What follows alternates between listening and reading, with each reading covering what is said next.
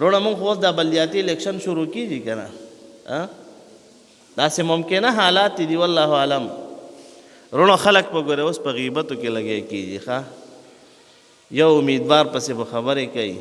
بل ته به وایي تا سره یم بل ته وایي تا سره یم چا سره ګورې وادي هغه ته به په قرآن واده ورکوي او ده ته به په قرآن کریم سره واده ورکوي وروره د قیامت په ورځ به د الله جل شانه مخې ته څه وایي تا خو دلته په قرآن باندې ده سره واده وکړه او نبی کریم صلی الله علیه وسلم مبارک فرمایی آیت المنافق ثلاث دا منافق درې علامې دي اذا حدث کذبه کله چې دا خبرې کوي نو دروغ وایي و اذا وعد اخلف او کله چې چا سره وعده وکړي د یو کار نو بیا د هغې مخالفت کوي ته خو وروره ټولو سره وعدې کوي تا مې یم تا سره مې ده نه وروره ما به څوک څه وکړي زه الحمدلله خپله جمعیت علما اسلام سره ولاړ یم د جمعیت علما اسلام رکن یم الحمدلله او په دې باندې فخر کوم د جمعیت علما اسلام ته ووټ ورکوم او جمعیت علما اسلام سره یم الحمدلله داسې هر سړی چې د چا سره تعلق وي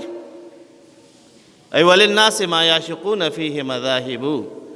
چا سره عشق وي او محبت وي نو هغه د هغه لاره وي بې خو وروڼو ګورئ وعدې مه کوئ ښه د دروغو خدای پاک جل شانه به د قیامت پر ورځ ګورئ تپوس کوي بیا داسې وایئ انشاءالله چې در بکم نو که خدای پاک وغوښتله ور به کړي که نه وي بس پاتې به وي لیکن هغه چا ته ګورئ ووټ ورکوي چې کم د الله جل شانه نه ګورئ یریږي کم د قبر نه یریږي کم د آخرت نه یریږي او کم د الله جل شانه د ملاقات نه یریږي او ته په دې اسمبلو کې وګوره تا د پاکستان په اسمبلو کې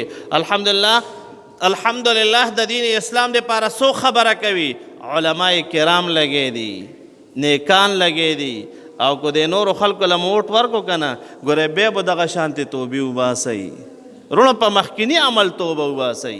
په مخکیني باندې چې الله پاک جل شانه مونږ باندې نیکان خلق راولي